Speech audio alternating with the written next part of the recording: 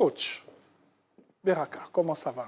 Très cher. Je vais bien, Venez très cher. Comment allez-vous? Super bien, juste au milieu. Juste au milieu, comme d'habitude. Moi, je vais super bien. Hein? Même quand ça ne va pas, ça va. C'est le plus important. Ah oui. L'état d'esprit. Ah oui.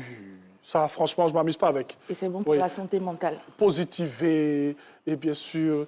La coach, oh, Bamba, il aime ça. La coach est en train de me regarder. Peut-être qu'elle aime ma cravate. Oui. Oh là là, ce monsieur. Bon, très élégant. Oh, merci, merci. Les gens m'appellent et disent que la cravate est belle. Oui. Jingle. Et elle est très belle. Je confirme.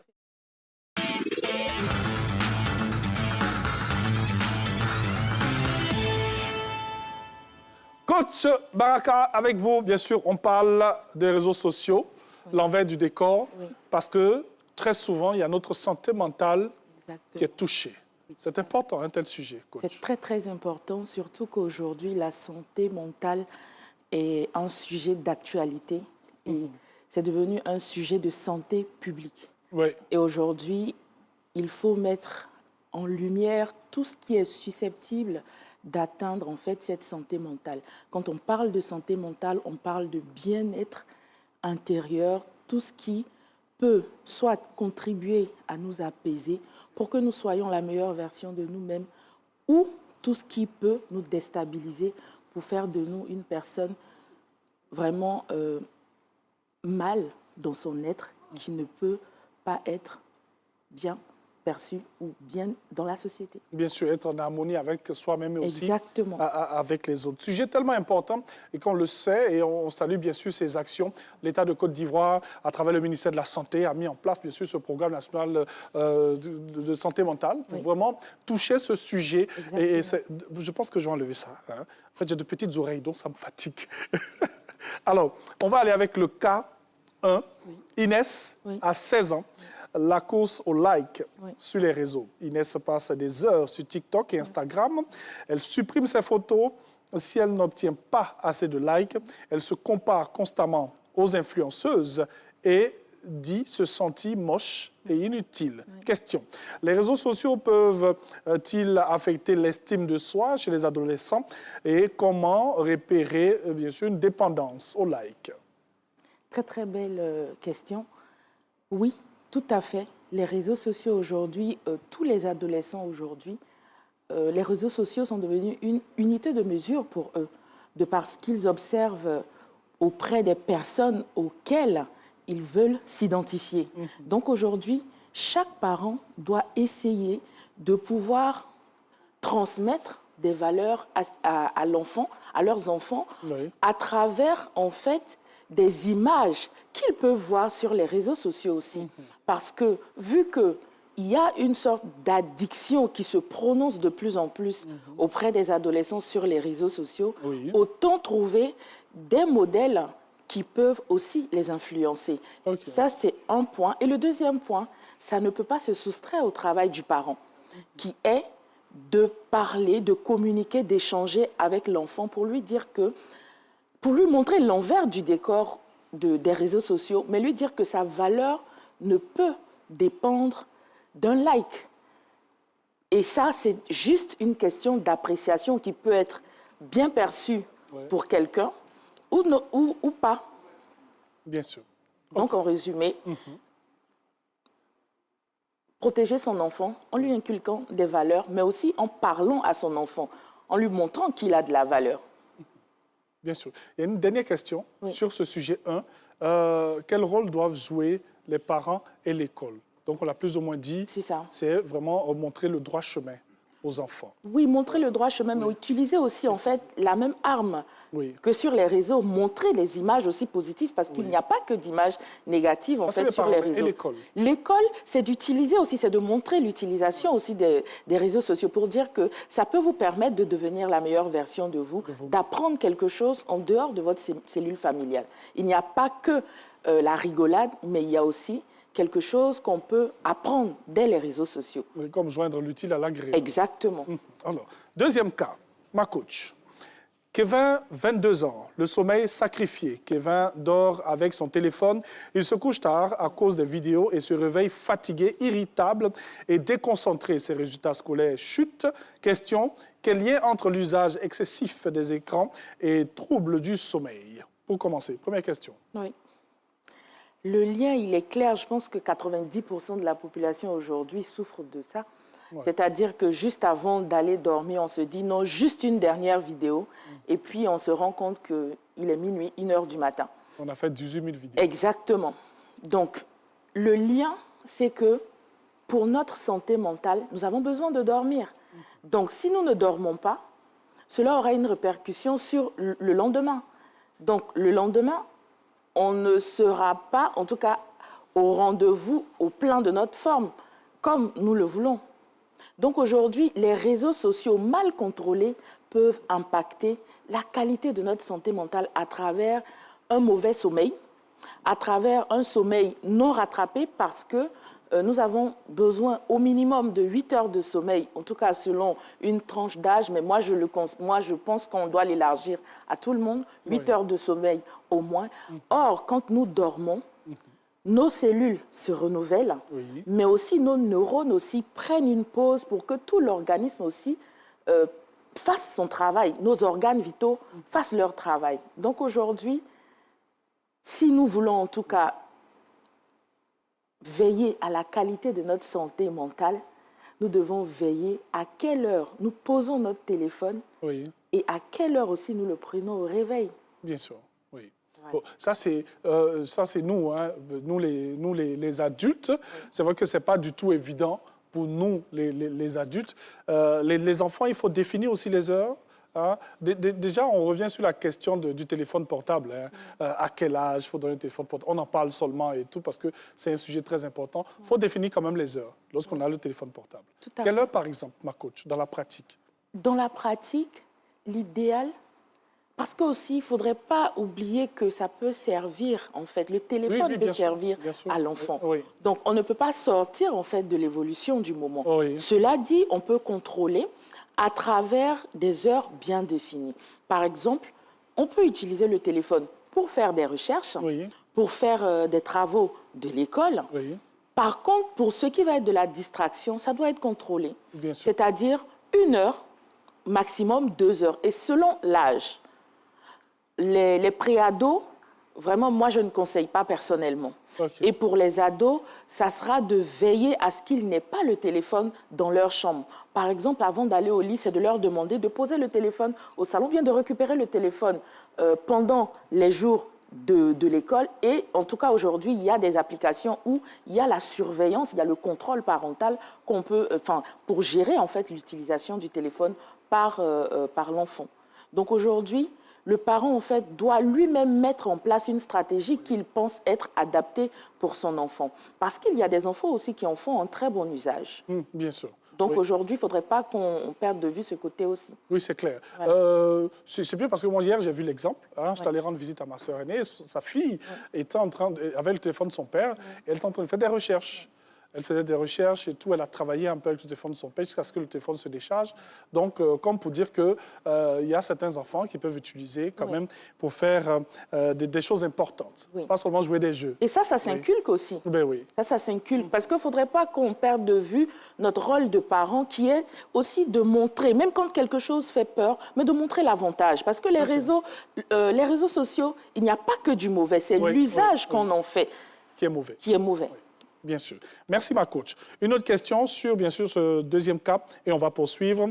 On a plus ou moins répondu. Hein, à partir de quand parle-t-on d'addiction numérique et puis les habitudes simples à adopter pour protéger le sommeil? C'est de déposer le téléphone, tout simplement. Tout simplement.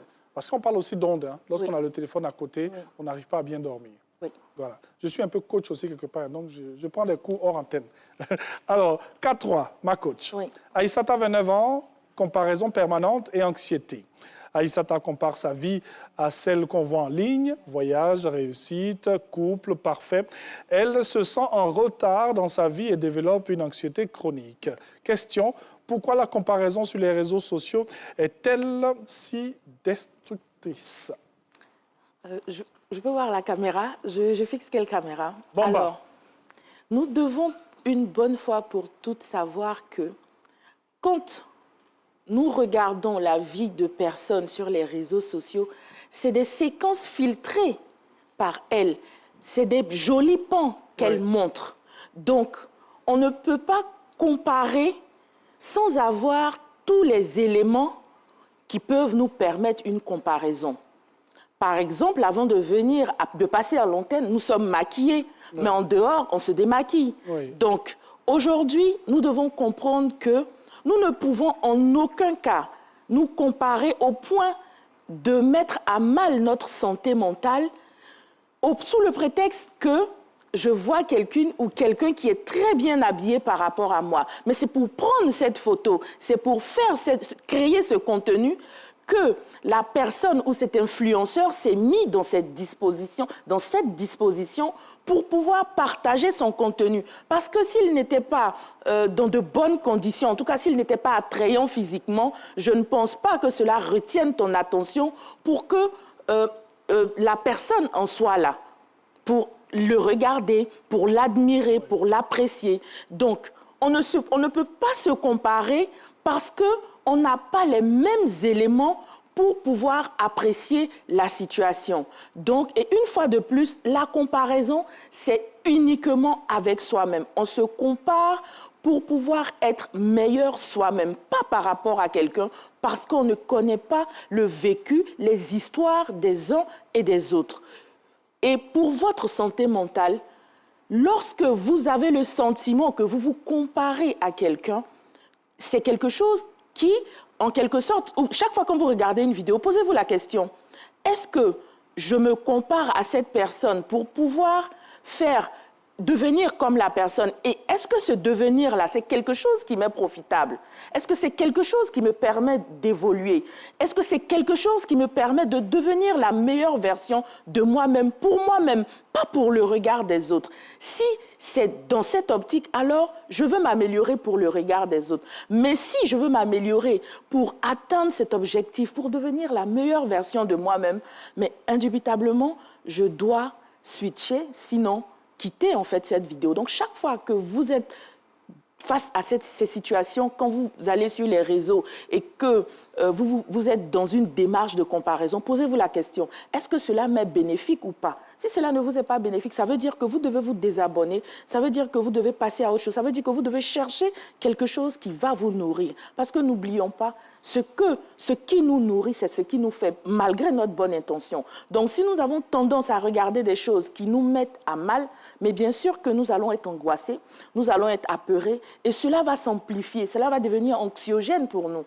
Et au final, ce que nous craignons, nous allons régulièrement, sinon de façon répétée, nous avancer vers cette situation-là. Donc, très cher, je répète, vous n'êtes en compétition avec personne et surtout, regardez ce qui vous nourrit positivement, pas négativement. Et chaque fois que vous avez l'impression d'être en dessous de quelqu'un, c'est quelque chose qui vous nourrit négativement. Mais si quelqu'un vous inspire à être la meilleure version de vous-même, là, vous êtes en train de vous nourrir positivement. L'émission est terminée, allons à la maison. Non, mais c'est tellement bien dit. C'est tellement bien dit. Hein, on peut entrer, c'est bon? Si vous le voulez. Ah non, c'est pas bon. Karim va m'en vouloir, il reste encore du temps. On peut regarder des choses sur les réseaux sociaux, mais ne pas se comparer aux autres, oui, parce qu'on ne sait pas ce que les gens vivent. Exactement. Hein? Tu as regardé Thierry Ange, tu as dit « Hé, sa cravate est jolie, hé, mais tu connais ses problèmes. » OK, si tu as donné un peu, tu as fui. On poursuit. Cas pratique 4. Yao, 35 ans. Le cyberharcèlement et silence. Yao est victime de moqueries et d'insultes en ligne. Il n'ose pas en parler par honte. Il évite désormais de publier et se replie sur lui-même. Question, quels sont les impacts psychologiques et du cyberharcèlement? D'abord, pour commencer, première question. La suite après. L'impact, c'est toujours négatif et il y en a qui vont à la tragédie. Parce qu'il y a des personnes qui se font tellement harceler que ça se termine par un suicide, tout simplement. Et aujourd'hui, si quelqu'un se fait harceler, dans un premier temps, c'est de faire comprendre à cette personne, et j'aimerais m'adresser à quelqu'un qui se fait harceler, tout le monde commet des erreurs. Et de deux, si vous êtes harcelé sur votre physique, je pense que personne n'est mieux que quelqu'un comme on le dit dans le jargon ivoirien. Soit, aujourd'hui, nous avons la PLCC, auprès de qui nous pouvons porter plainte. Ensuite, il faut demander de l'aide pour se faire accompagner. Parce que quand on se fait harceler, généralement, ces personnes se replient sur elles-mêmes, s'enferment. Et plus elles s'enferment, plus ça devient difficile pour elles de s'exprimer et de dire ce qu'elles vivent réellement. Donc, aux harceleurs, et même souvent, lorsque quelqu'un publie des choses, la petite boutade pour vous peut être quelque chose de destructeur pour l'autre. Alors, ces genres de moqueries pour dire « non, je rigole »,« non, c'est comme si », en fait, il ne faut pas rigoler sur des choses que quelqu'un ne peut pas changer en lui. C'est clair. Et il faut qu'on apprenne cela à nos enfants et même aussi à nous, adultes, il faut qu'on apprenne cela. Il faut qu'on arrête de faire des remarques aussi innocentes, penserons-nous, mais on ne le fait pas parce qu'on ne connaît pas l'état mental de chacun. Il y a des personnes qui sont très sensibles aux remarques, surtout sur leur physique ou bien aux reproches, mais il faut que nous apprenions à faire attention à nos commentaires sur les réseaux sociaux. Quand quelque chose nous dérange, mais nous ne sommes pas obligés de commenter une situation. Et dès lors où une personne qui fait une publication se retrouve avec d'innombrables commentaires désobligeants, tout le monde n'arrive pas à gérer cela. Donc cela peut constituer une sorte de harcèlement pour cette personne où on va lui trouver un sobriquet et c'est fini. Donc, tout le monde va commencer à l'appeler avec ce sobriquet. Et ça colle à la peau. Et ça colle à la peau. Donc évitons, parce que ça peut-être ne pas être vous, mais votre enfant ou quelqu'un que vous aimez peut se retrouver dans cette situation. Donc apprenons aujourd'hui à faire preuve de bienveillance dans les commentaires. Quand quelque chose ne vous plaît pas dans une publication, ne commentez pas tout simplement ou alors allez inbox de la personne et puis échanger avec cette personne pour comprendre.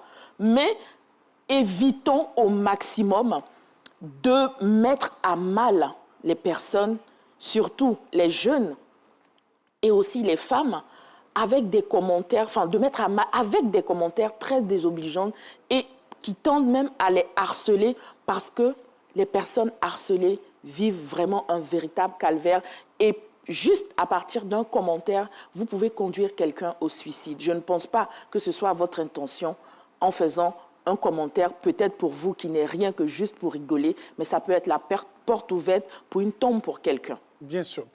Et il y a des personnes, bien sûr, comme moi, qui n'ont pas grand-chose à faire avec ce genre de choses, mais il y en a qui sont véritablement touchés. Hein, lorsqu'on les suit sous les commentaires, partout, que ce soit sur Instagram, sur Facebook, quand on parle mal, parce qu'on aime bien ça, sur les réseaux sociaux. Si. On aime parler mal, on aime insulter, on se sent fier, on se sent beau. On se sent grand, on se sent fort. Quand on parle mal à quelqu'un sur les réseaux sociaux, quand on insulte même les parents, quand on se permet de dire n'importe quoi, on ne connaît pas quelqu'un et on se permet de dire n'importe quoi à cette personne. Vraiment, ce sont des choses qui touchent. Exactement. Voilà, ce sont des choses qui touchent et il faudrait arrêter, c'est parce qu'il y a beaucoup qui sont victimes. Merci beaucoup. Moi, je fais un petit coucou à la dame qui me suit un peu sur les réseaux sociaux, elle parle mal un peu. Après, quand elle va sur Instagram, je suis encore là. Je te salue. Hein? Bonne chance pour la suite. K5. Maman Clarisse a 48 ans. Je règle mes comptes en même temps. Si. Les gens. Oui. Enfin. Maman Clarisse, 48 ans. Surcharge émotionnelle numérique. Oui. Clarisse reçoit en continu des vidéos anxiogènes, maladies, accidents, prophéties, drames. Elle se sent stressée, angoissée et a peur pour ses enfants. Question. L'exposition constante au contenu négatif affecte-t-elle le mental? Bien sûr.